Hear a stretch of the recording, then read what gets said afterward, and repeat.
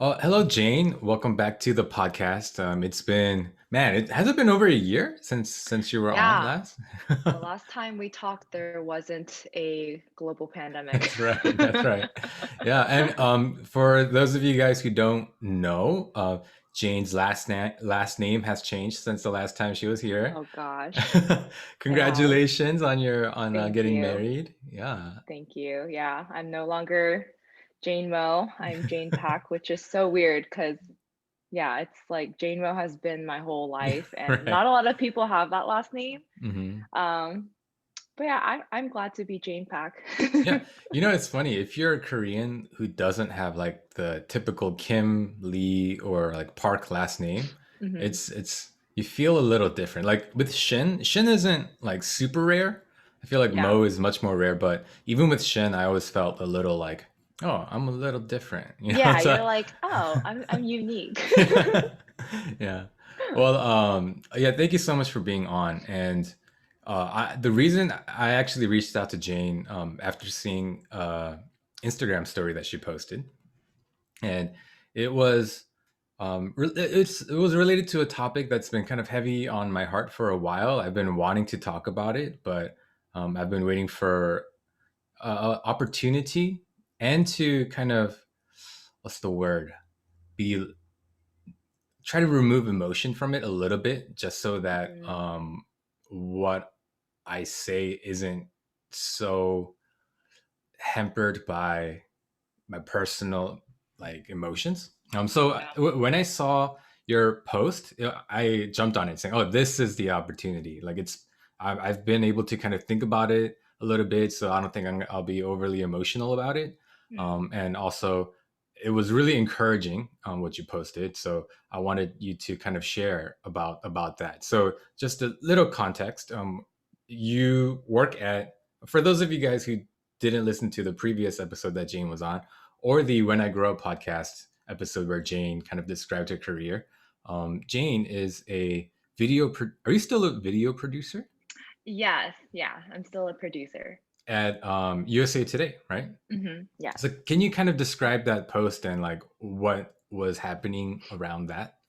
Yeah, so, in that post, a few of us that are a part of the Asian American Forward group, in within the network, um, and it's just a group that helps kind of support the Asian American journalists within. Mhm. um, we were given the opportunity to meet with Maribel Wadsworth, who is the president of the United States president, president of USA Today, which is like a massive honor, like massive. Um, but she really wanted to hear from Asian American journalists within her own company, and yeah, so me and a few other people got to speak to her and just share our story. Like she didn't want facts. She didn't want like she just really wanted to know how we were doing emotionally. Mhm. So it's just a safe space for us to express ourselves and also go into like USA Today's coverage on everything. Um, so it was a really awesome time. Like I never thought I'd be able to speak to the president of our company, but it just goes to show how much she really cared about like the situation that was happening recent Mhm. like with everything going on. Mhm. Yeah, and one of the gripes with everything happening to kind of the Asian American community in terms of like hate crimes. One of the gripes I think we all had was uh, media not really covering it much, especially early on when it was happening. We only really found out about it through social media, right? Through people posting about it. But I remember a lot of us saying, "Man, why isn't the media talking about this?" So yeah, when I saw your post and to hear that like such a big news outlet was actually interested in what was happening to the Asian community, I was pleasantly surprised. Um, Mm. and so, do you have a sense of why it wasn't immediately something that like these news companies jumped on? Because I would imagine if it like especially after like George Floyd, if it happened to the like black community, like if there were a string of hate crimes happening to like black elders, I feel like the news would be extensively covering it. But yeah, do you think you have a kind of a insider's uh, thought on that? Yeah, it's a really good question, and it's one that we had to ask internally as well. And I think there are layers and layers to this question. It's not an easy one. Hmm. Um, but I would say the one of the first layers is um, we when things happen in our community, I feel like we just don't really talk about it. Um, so, for example, when we were trying to pursue some of these stories, it was nearly impossible to get some of the video footages that were going around, or to get interviews with these people because they wanted to be anonymous for good reason. But also, a lot of these things are going underreported within the community. So, like, Mm, if it's not being sent to police and other authorities, like, there's no way we know about it either. It's like, mm, and yeah, it's like all of these stories started to become very localized. Like if you go to San Fran or Oakland's stations, like they obviously were covering it, but like mm, at a national scale, it was hard to kind of grasp the pattern that was happening because there was just such like a level of underreporting going on. mm. And just, yeah, I mean, like I think we talked about this like on social media a lot, but people are saying like it's almost like cruel that it's with our elders because Yeah. they're like the people that don't talk about their pain and their sufferings like the most, Hmm. out of all of us. And so, um, yeah, and I think there was a part where like does our story matter? Like do Mm, people even care? And I yeah. think even when I saw what was going on, and I follow Next Shark, which I think a lot of my friends also do, but they kind of primarily cover Asian American stories in the news.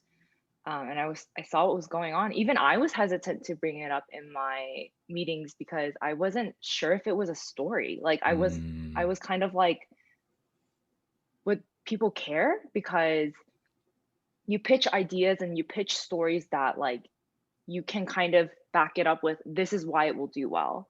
You can't just like pitch whatever in a just throw sense. anything out there, right? Yeah, like you kind of need to prove that it will do well. Mm, So I mean, it really hurt when this was all happening in February, and a lot of people were like, what is the news doing? Like, why isn't this being covered? And it's like I'm part of the news, and I'm right. like, oh my gosh, like why aren't we doing this? Um, so me and a couple of other coworkers started to speak out about it, and yeah, and that's how kind of like the meeting happened with the president. But yeah, That, that's awesome. So I think there are a few takeaways there. I think the fact that you and your coworkers were talking about it, and you know, I think the one of the important things about Asian representation, I think you even mentioned this in your story that you posted, is like if you're not in the room to pitch it, then it's not going to get heard, right? So the fact that we have Asian American journalists that are aware of these stories and can speak up about it, I think is very important, right? And we talk about diversity, and there are some people who think it's just whatever. But I think in instances like this, it's very important, right? That having diverse experiences amongst the people in the room pitching ideas for stories, articles, and things like that. I think, yeah, you just it's a much wider net that gets casted, and yeah, and like you said, it prompted this conversation, and yeah, you were able to post. And have you guys like covered some of these stories that were on yeah. floating around? So after it was like the week where the 91-year-old man in Oakland got pushed. Hmm. And before this, the 84-year-old man, Thai man in San Francisco I mean, he died from his attack. Hmm. I think at the cusp of this, me and my senior producer named Eve, she's actually a co-chair of the Asian American Forward group. We were like going back and forth and like, how can we cover this? Because we also work in we work in the video sector of our team. It's not Yeah. like we write the stories. Hmm. So we work with reporters to make videos for their stories. And so she was compiling like data and all of the attacks that were going on, and she had to send out so many emails to like a bunch of team members in different parts of the network so that they could get a story going. And we did end up writing a huge article on it, covering like all the attacks that were going on, and the story did actually very well. Mm, And I think it was just proof like there are people who are interested, mm, and like our story is worth telling, and like we should be doing this. mhm. um so yeah, I think it was like really, really amazing to see, like, and like you're right, like if even I weren't in the room, like I don't know if it would have been told. Like Yeah. it may have been told like months too late, you know? Mhm. So like, yeah, like you said, like diversity isn't just like this term we should throw out around or like a checkbox to fill, but like genuinely, like the stories from your community, and they are worth sharing. Mm. So yeah, that like it was just another moment where I was like, wow, like it's so important for me to be here because there's not a lot of Asian people in media to begin with. Right. Yeah. Yeah, and just to in case there are people listening who are not Asian, who might not really understand what we're talking about, I want to take a step back to explain what's happening and kind of the reasons, the cultural, um, I guess, kind of the cultural foundation that kind of allowed all this to happen, right? So, obviously, we're talking about Asian hate crimes. Jane just mentioned too. They're like horrific, right? Some of the videos Yeah. I've seen, like people, like grandpas and grandmas just standing around getting pushed, and I mean, there was one like early in COVID where a elderly, I believe Chinese man was like collecting cans and he was getting mocked and bullied. Like so many things were happening predominantly to elderly people.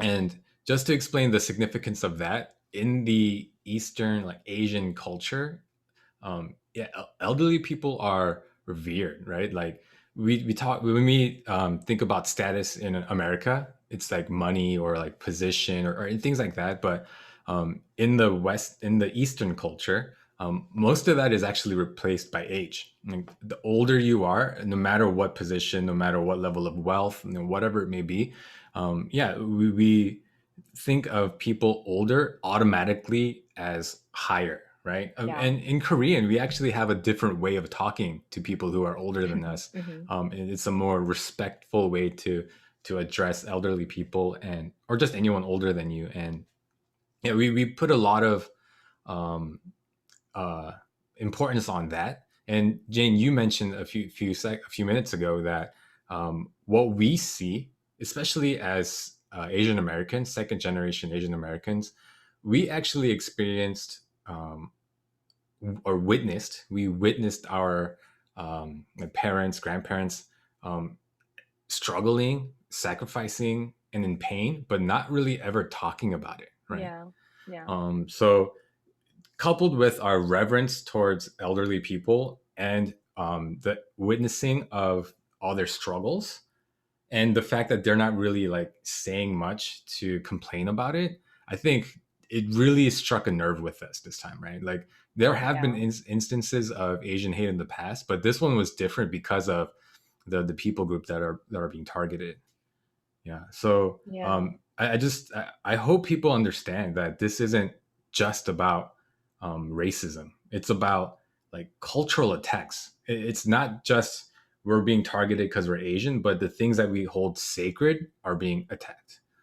And yeah, so some of those. I mean, how many of those videos have you seen? Because I'm sure you had to Ooh. research Yeah. for that, right?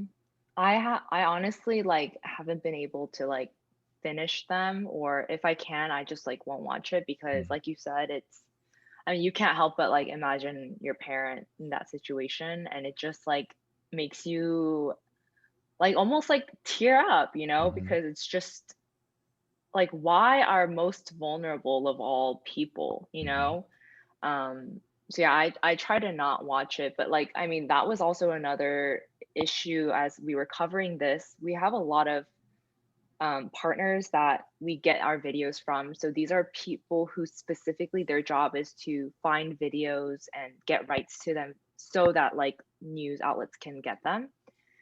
But we couldn't find a single video on like the 84-year-old man or like the 90, like these really the ones that were going crazy on social media. And usually um when it gets to a certain level, these companies will try to like find these videos, but like they weren't. And I think Mm, there was a realization between me and my senior producer. We were like, oh my gosh, like they don't like care, you know, mm, like even the places where we usually get our stuff, like, you know, so it was a lot of like working weird hours, calling like the Oakland Chinatown Chamber of Commerce and like trying to like wow. figure out how to get our hands on these videos because yeah, like nobody was helping us in a sense, Mm, mm, like the usual sources of where these videos would arise. mm. Um, yeah, Wow. So not only do people not really talk about it, but all the sources aren't really talking about it either. So even there, I guess, in those organizations, like having a Jane Mo or I'm sorry, a Jane Pack in those organizations would have been helpful, right? Someone to voice, hey, like maybe we should be tracking these videos down so that we can, give the sources to the news outlets and things like that, yeah, right? definitely. Wow. It's like it's honestly and, like, the reason you do that, like, the reason you start tracking any video is because you see a worth in that story. Like, Mm, whether you think it'll go viral or it's a story worth telling, like, you saw out after certain videos because you think it's worth your time, you think that people will pick it up. mm, And I mean, like, maybe some people really didn't know. Like, when we were talking about it in our pitch meetings, like, a the majority of the room didn't know what was going on. mm. Um, and yeah, it's just yeah, I don't know what else to say. Yeah, yeah, yeah. You know what is even more heartbreaking about the situation is I can't help but think about previous generations of Asian Americans in this country that didn't have people in the places that we have where we have Asian Americans now. Yeah, So because like you're educated in the states, so you have all you have the advantages and the opportunities to be in newsrooms, but our parents or our grandparents when they came here with nothing, they really didn't have the opportunities to be in those rooms, right? yeah, So for I can sure. only imagine the things that went unsaid, unheard, untold. Unseen, Yeah, not gosh. recorded, not on camera. Hmm. Yeah. And I think as I was talking, I like so there was a video that I had sent David prior to us recording this podcast, and Hmm. it was a video that we covered right on March 2020 when like the start of COVID was happening, and we started to see um, these stories of like microaggressions happening to our friends and our families. And that video, like, it was honestly really hard to make because the whole time I'm also still thinking like, is anybody going to care? You know, of Mm, it's like it's just a bunch of stories weaved in together. You know, yeah. and that video got like 9 million views on Facebook, and it Wow. was one of the top performing videos of that year on Facebook on our site. And it's just kind of like I think I had to keep breaking this idea that like people don't care or that like it's not worth telling. Like Mm, I even struggle with that as like an Asian American, you know. yeah. Um, but like yeah, all this to say like our stories are so worth telling and like there is an audience that is hungry to know what is going on. And this new generation like needs bigger outlets to cover our stories. Yeah. Yeah. And I think in terms of getting people to be more receptive to what's happening to us, I think we definitely need to make more noise, whether it be through social media or I think this is really important, actually reporting hate crimes. I Yeah. think so. The statistic I saw recently was since COVID, the Asian American hate crimes went up like 1,600% or something like that. Yeah. Something Like something ridiculous. ridiculous. Yeah, and I think it was specific to New York, the stat that I saw. But I couldn't help but wonder if that was actually that much increase in Asian American hate crimes, or if people are just now reporting it, realizing that, hey, this is a serious issue and we need to start reporting it. Because I, Yeah. I, I bet you there's so many people who got um, who faced Asian American, like who faced hate crime and didn't Mhm. even know that it was a hate crime, and so didn't like report it. Yeah. So, I mean, Most definitely. do you get a sense that people are trying to be more vocal now because of this, or? Yeah, I mean, there was a lady who recently outlets have started to interview her because she made like pamphlets in like I think 7 to 8 different languages on how to report a crime. Hmm. Because I think like yeah, like there's a and then there was a story done last year by CBS in Atlanta, um, and they were talking to like authorities about some hate crimes happening, and their main message was like, this is being underreported and we Hmm. cannot implement any change unless we have data on it, you know? Hmm.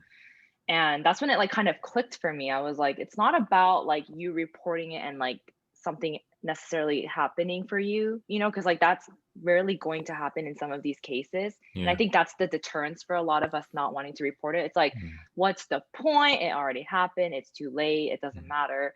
But it's like it does because then your story is reported. It is counted somewhere. It is data that can actually implement changes and laws and like support for places if we need it. So it is very important for us to report incidences, and I would say even like to go on social media and talk about if something happened to you. Because yeah, like if we keep staying silent, it's just gonna keep happening, you know, and nothing is Yeah. going to change, and we need to keep talking about it.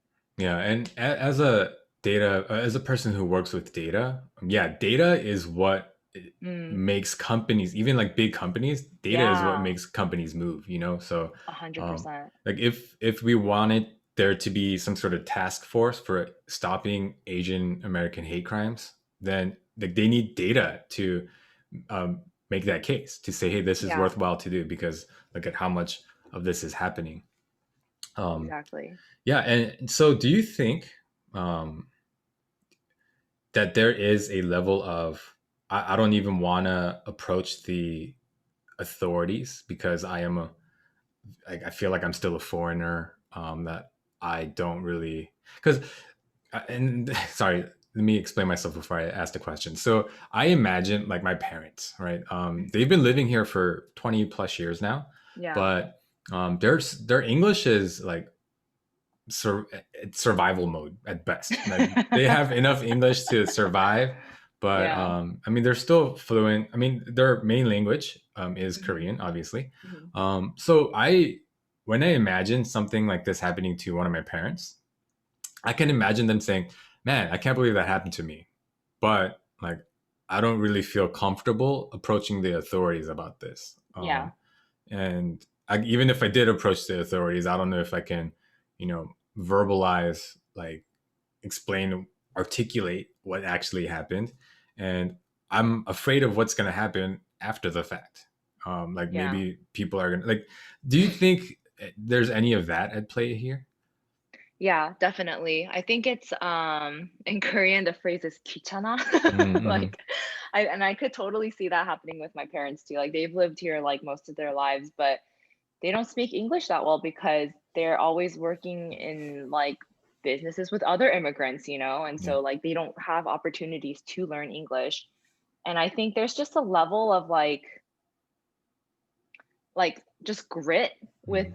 immigrants especially, and so, like, they just don't let anything phase them, and some of it is, like, it could be really hurtful for the next generation, right? Like, we felt the repercussions of some of that, and I think, yeah, that could be a huge deterrence, so I think that's why that lady who made the pamphlet is, like, pretty genius because, like, it's in their language, Mm-hmm. which is, like, the huge barrier, Mm-hmm. um and so now they can learn how to report it, but there's definitely, once again, a lot of layers as to why elders wouldn't want to report on it. So I think the solution to also some of this is like the generation like behind them needs to help them in this. A Yeah. lot of the stories that came out, I remember there was like a grandma who was getting robbed in front of her house, I believe also in Oakland, and her granddaughter was like tweeting about it and like talking about it. And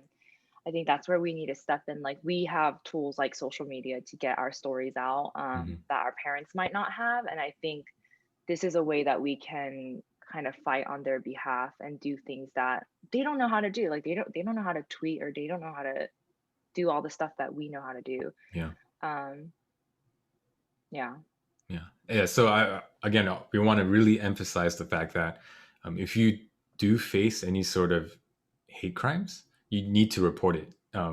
Like Jane was saying, chances are like nothing will happen in terms of finding or even punishing the perpetrators. But at the very least, it does get the data point gets put into the system, and that can help other Asian Americans. So yeah, it's not just about you. I think like a duty to your exactly. community. Yeah. Yeah.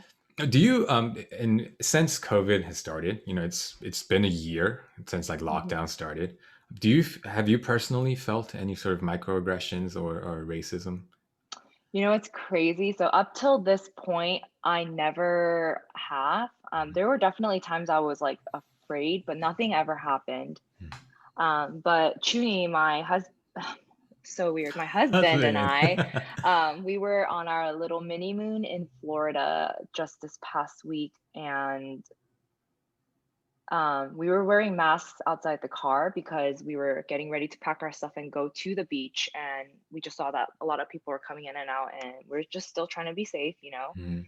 Um, so we wore masks and we were getting things out of the car, and then a truck passed by us, but the window was rolled down and they coughed at us. Like they coughed as they were passing by us. And it was one of those situations where, and I think this is what microaggressions are, right? Like you don't quite know Yeah. if it was like I was like, did I just get hate crimes or like, Yeah. or is that man just like itchy? Yeah. But I think it's like a gut feeling where you're like something just felt really wrong because like throughout the trip there were people who were like coughing and like doing things, but it just felt really intentional that Mm. like we were like the only two Asian people at the beach. We're getting our stuff out. We're also one of the only two people wearing masks. Hmm.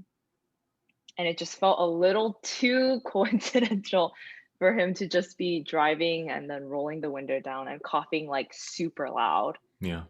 like he was Yeah. making a statement. But yeah, that was actually like my first experience um, with anything like that. Hmm. But it's so funny because even as I'm telling you this, maybe I misinterpreted the situation. I'm like trying to downplay it or trying to justify Mm. what had happened. But yeah, I don't know. I felt really like dirty inside. Like that's the Yeah. best way I could put it.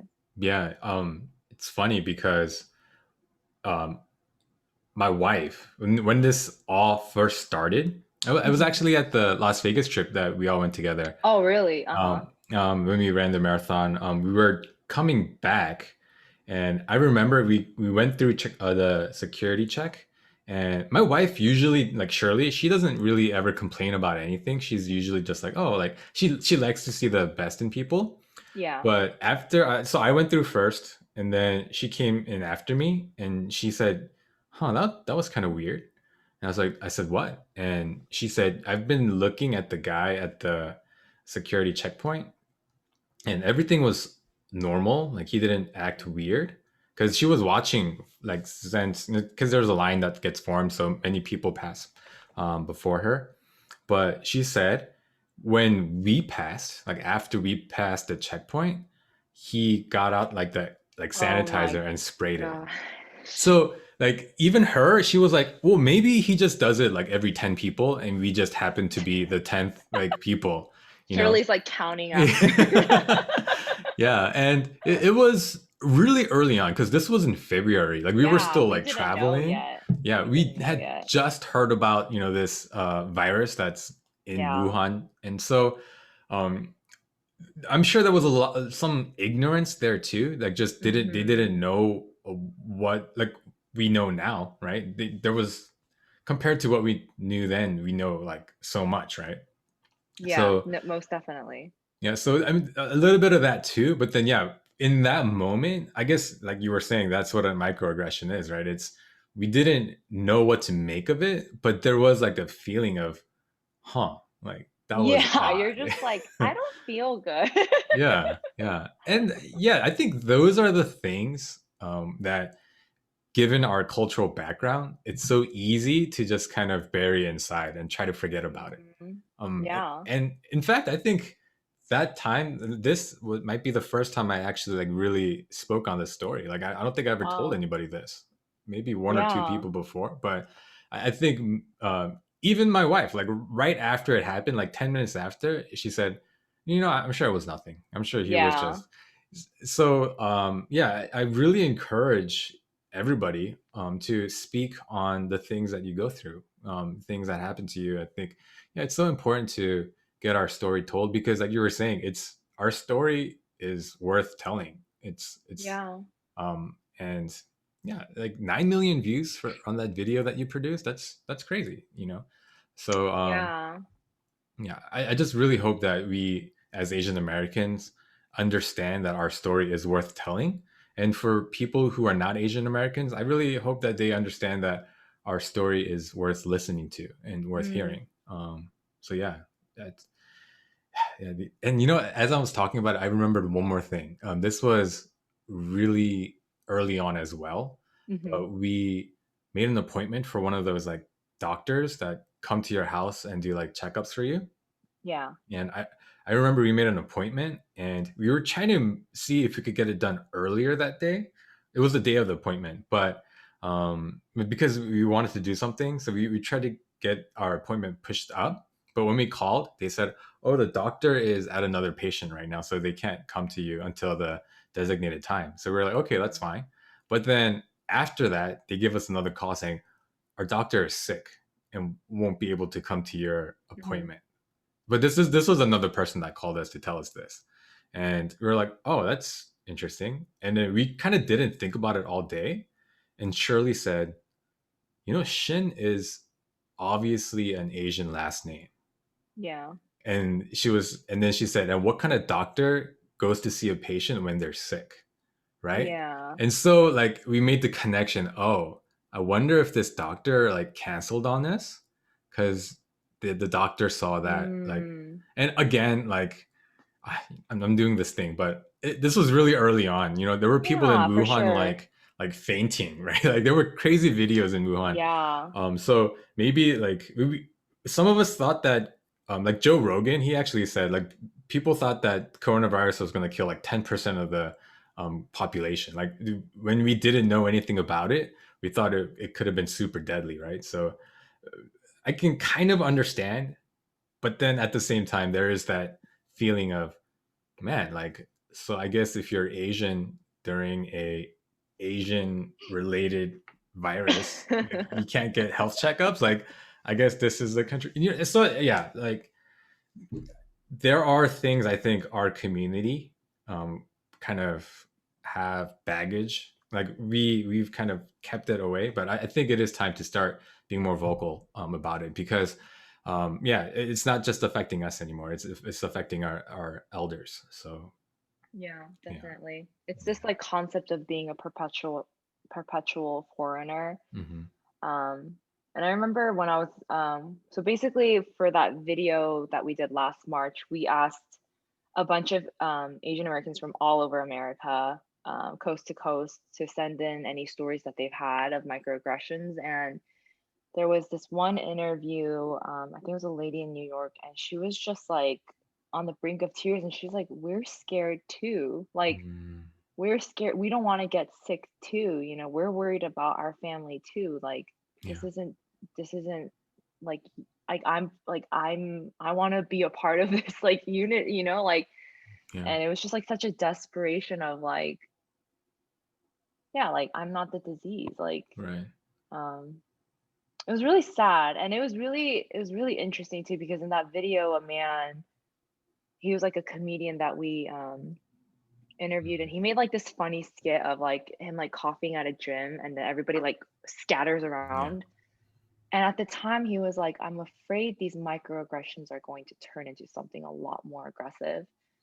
And at the time, I couldn't imagine anything like that, but I mean, here we are now with Yeah. all of these crazy things happening. Yeah. Um, You know what? One thing though I don't understand is all the microaggressions and things that me and my wife predominantly felt or faced. It was early on, and even your video, it was people yeah, it was speaking on early. it early, and you can kind of give them a pass saying, oh, they were just ignorant about the actual virus, right? But we're a year in. We pretty much know everything there is to know about COVID. Vaccines are out. And a lot of states are actually lifting some of the restrictions, right? So Yeah. it feels like we're kind of on our way out of this whole mess. Mhm. But then at the same time, I feel like Asian American hate crimes is worse than ever, right? So like, Yeah, what do you think is happening there? it's a scapegoat. Their racism has always been there. Mm, It's an excuse now though, right, to lash out. Um, and I mean, before this, there was an administration who called it like the China virus and things like that. Kung And so, flu, yeah. like there was just an atmosphere and a culture of letting things just rise to the top. And yeah, like I think it just gave permission for people to be public about it. Mm, But I don't think it's that all of a sudden it formed because of COVID. I think it's just, it's dormant in America. mhm, And this was like the perfect storm for it to come up. I think mhm, that's what a lot of people say during this time. It's like it's just a lot of revealing things of like in America and America's sins. mhm, Um, and I think this is just one of those things where, yeah, it's a scapegoat, but it's always been there. Like there's always a level of like you look very different mm, and you always will never belong here. yeah. Yeah, and and I really want to speak to the people who aren't Asian American about this. I, isn't it time that you guys accept us? Like, um, right? Because I mean, I think in Atlanta, Georgia, it's a little different because, well, I think like the Chinese Americans, they're like in like the third, fourth generation. Korean Americans, we're pretty much in the second generation. But in places like LA, like Virginia, New York, Chicago, I think we're like all the Asian Americans are in kind of the second, third, fourth generation level. So like we've been around a long time. It's not like we all got on a boat and suddenly appeared like 5 years ago, right? There have been generations of Asian Americans, and they genuinely don't have a home anywhere else. There are people whose grandparents, like Asian Americans, whose grandparents were born in America, Yeah, and they can go to China, Korea, Japan, wherever, but there's yeah, there's no home there. Their home is here. for sure. So I hope people who can't relate to that can just think about it and put themselves in that position. Like, how would you feel if your home, the place that you are home at, if the people around you are asking you where your home is? Like, as if it's not, as if it's impossible that your home is the place that you're currently at, you know? Yeah. Did Yeah, you oh, sorry, go ahead. no, I was just gonna say it's frustrating, but go ahead. Did you because you're a few years older than me Mhm. and you grew up in Georgia your most of that time or all of your M- life? Most of my life, yeah. Most of your life. Did you ever face racism or how was like middle school and high school for you? Um, yeah, a little bit. So, oh well, so again, this is kind of ignorance based racism. There was a lot of like people confusing me for other people. Like, and then that just I kind of understand it, you know, to Uh-huh. a I guess to an untrained eye, we all look the same. But then it made me feel some sort of way, you know, like No, no, yeah.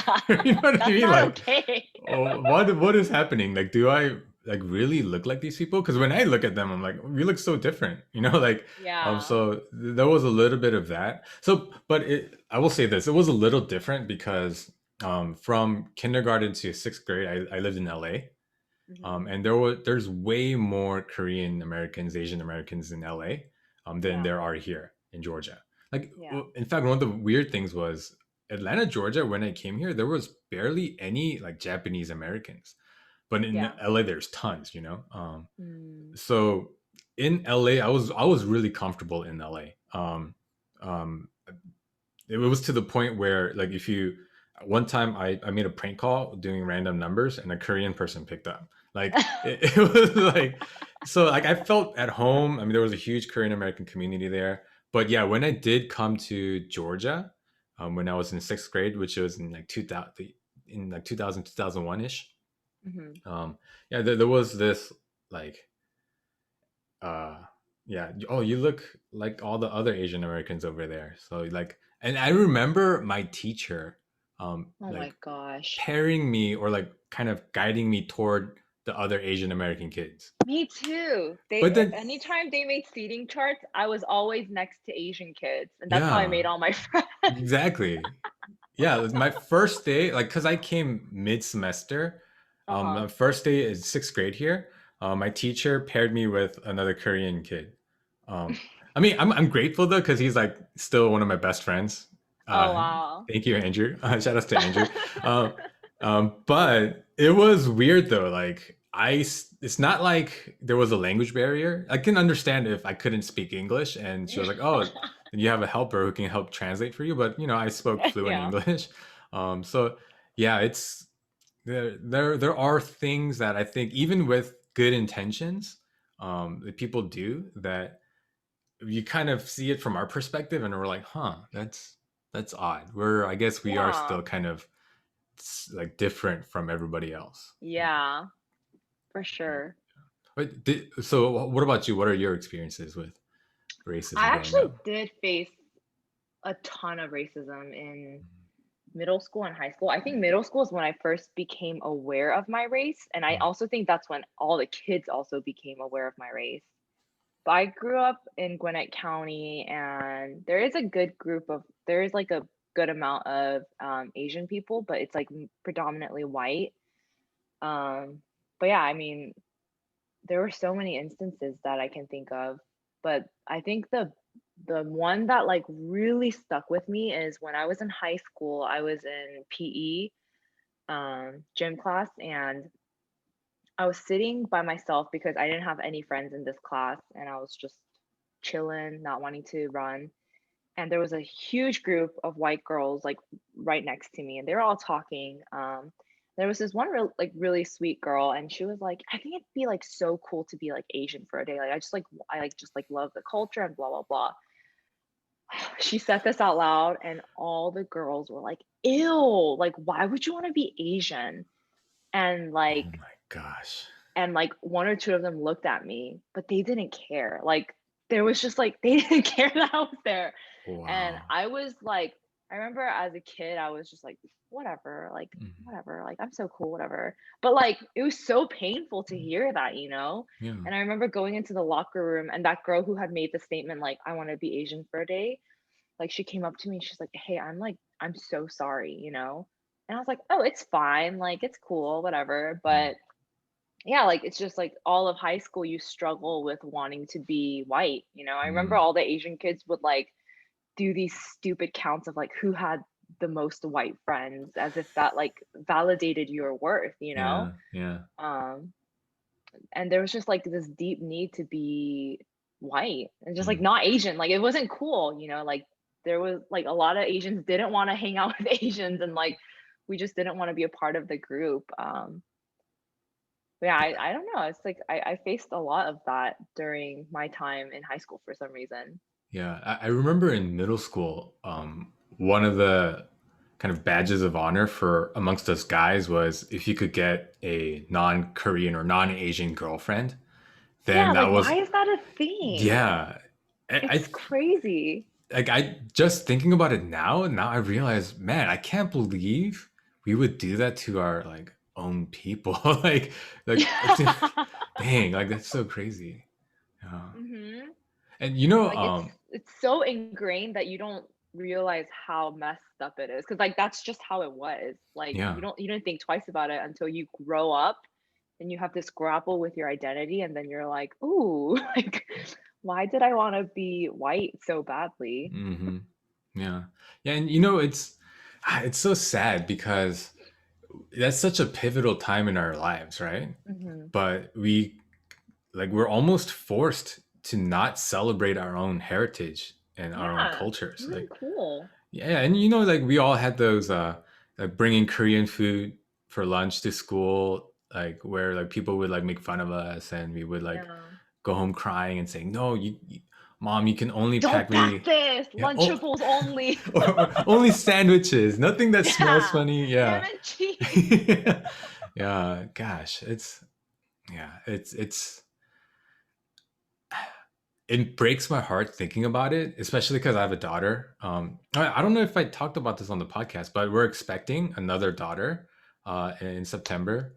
So, like, I don't want to leave a world where they're gonna feel shame because of the culture that they're a part of, because of their skin color and you know any other languages that they might know, right? Yeah, And it would uh-huh. I was gonna say, and I think language is another big component of this. It's like race Mm, is one thing, but I think the language barriers that come with it, I think, causes a lot of issues. And this is a story actually from LA. I said that LA was comfortable, but one of my most traumatic experiences happened in LA. We were outside, so we were living in an apartment. uh-huh. Me, my brother, and my mom were sitting outside in our car. Actually, we were waiting for my brother to come to the car because he had to go get something. And my mom had her window opened up like this much. And these kids were just kind of standing in the corner in front of our car. They threw the water balloon at my mom, so she got splashed because the window was open. Wow. And Mhm. we knew exactly where they lived in the complex. So we went to the apartment like manager to like complain to them. And so like they were like, "Do you know where they live?" And we said yes. And obviously this is me and my brother translating everything because my mom couldn't speak English. And so they were like, "Okay, let's go talk to them." So we all like went to that house to confront them. But like when they opened the door, when they answered, they were like, "What are you talking about? We didn't do anything. Like, why would you listen to them? Like, Oh she my can't even speak the gosh. language. Like, can she even tell you what happened?" Yeah. So like, Oh, that makes my blood boil. yeah, so I mean, we basically couldn't do anything. Like, we just had to Yeah. go home and just, I remember me and my brother just being Oh so my, upset. like, shaking with anger. Yeah, like, especially because like So much injustice. my dad was living in Atlanta at the time, like starting up his Mm, business. So we just like we were supposed to be like our mom's protector, right? But yeah. yeah, that I remember that happening. And for the longest time, I didn't think it had anything to do with race. But I realized, Mm. they like this wouldn't have happened to like a white person. They Yeah, someone who knows the language, who can, Mhm. like, hold you accountable. Exactly, exactly. So yeah, gosh, I hate that. And and Yeah. then like now, like all of this is happening around us again. And but that's relatively harmless, right? Like a water balloon thrown at us, but they're like our people are getting like physically attacked, and a lot of them are like dying because of these attacks. So Mm, gosh, it's just bringing up all sorts of trauma and all sorts of definitely. things. Yeah, sorry, you were gonna say something. I cut you off. Yeah, I was just saying it was like, Junie and I talk about this all the time because, what was I covering? What was it, the Oscars? It was I was covering the Oscars, and this was, like, I think February before pandemic hit, and Bong Joon-ho had just won, like, Mm, Best Picture, Best Director, Best International, like, and this is also at the cusp of BTS, like, taking over America, and, like, To All the Boys I Love had, like, this lead Asian girl act, mhm. like, everything was like, wow. Like, I think for the first time I was like, Man, I would love to be a teenager growing up during this time. I'd be so Mm, cool in high school, and I, like, felt this, like, just, like, deep, like, awe of, like, the history of, like, growing up in America and, like, it being finally so accepted and so, like, like, loved, you know?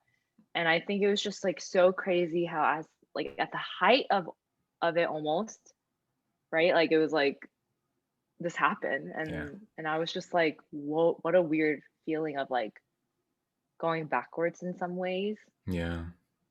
Yeah, it felt really, like, "Oh, man." Yeah, because it only took 1 year. 1 year from a Korean film like made in South Korea to win Best Picture to Mhm. now Minari being disqualified for like only being nominated to like best An foreign. international, yeah, Yeah, but it's like it was produced here. Like it's a Asian American story.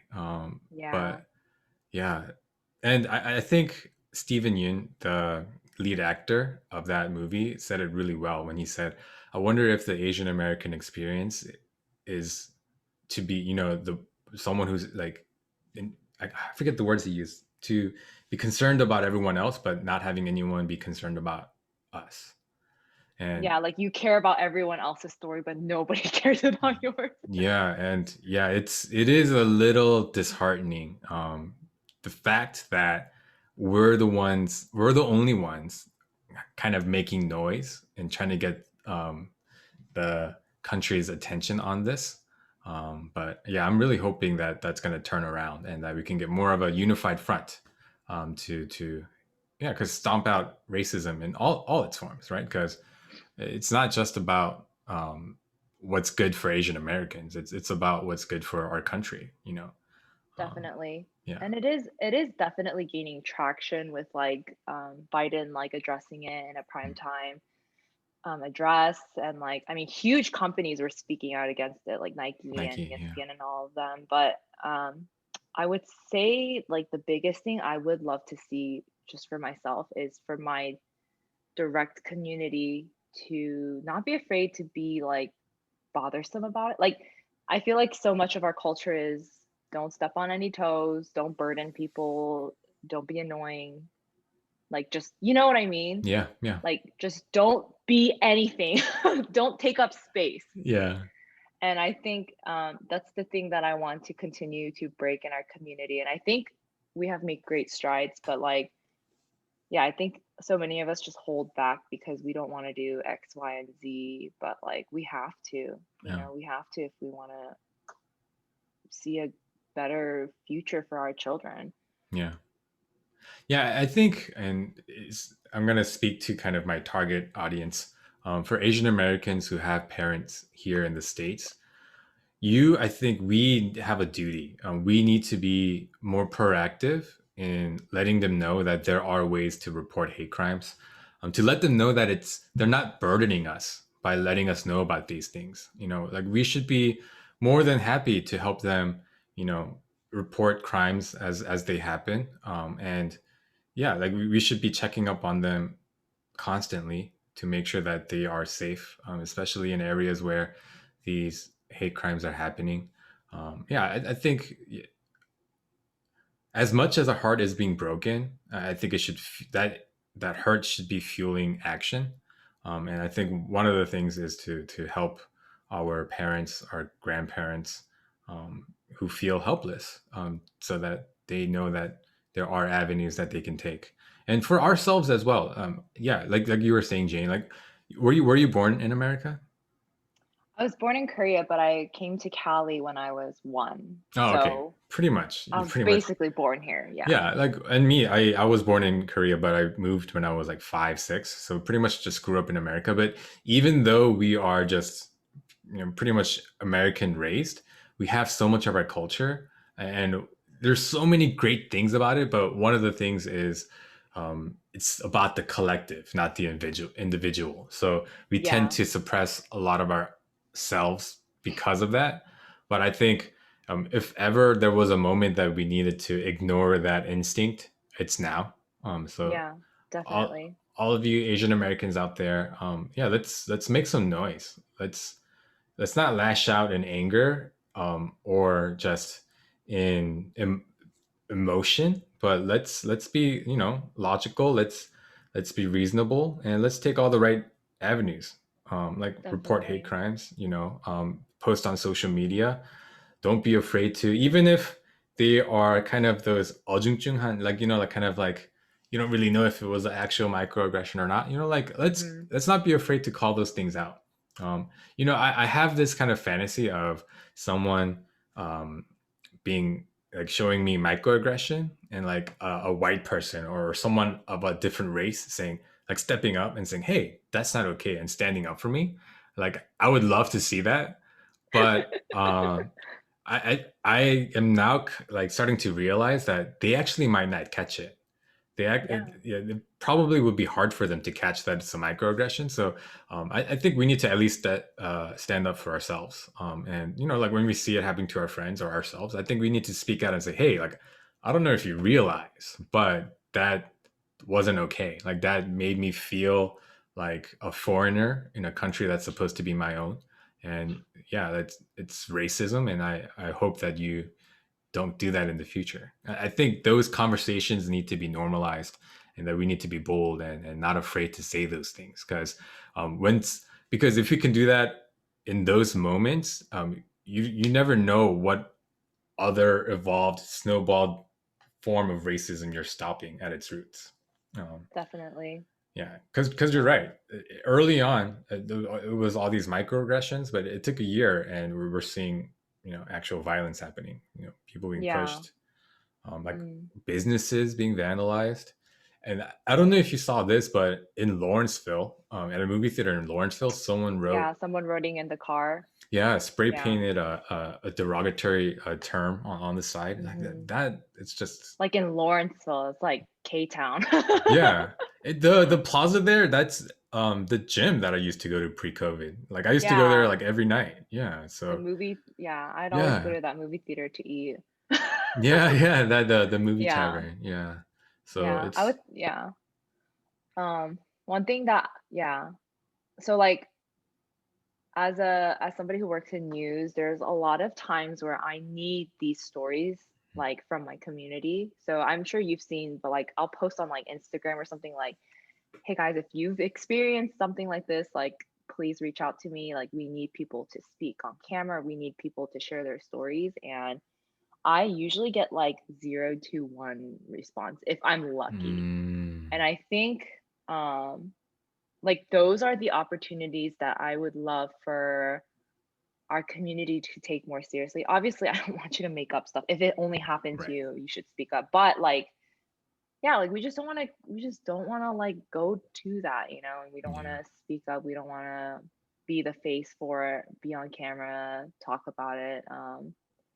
And I'm sure you feel like that doing these podcasts sometimes, like, like I don't want to host, I don't want to like be on camera, I don't want to talk, but I think like those are the very steps that we need to take in order to do something about it. Like, because yeah, like there's so many, like, I didn't want to speak in certain aspects of my company on these Mm, issues because it's really personal, it's really emotional, but like, if not me, then who, yeah.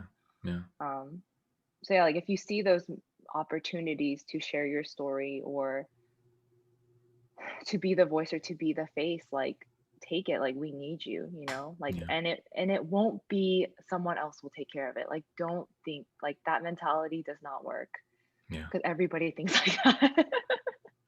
Yeah, for Yeah, just sure. yeah, just praying for boldness in a different way in our community. Yeah. Yeah. And like you said, a really good example, because you speaking, and making moves at your workplace got you to talk to your, like, the president of your organization. Yeah, yeah.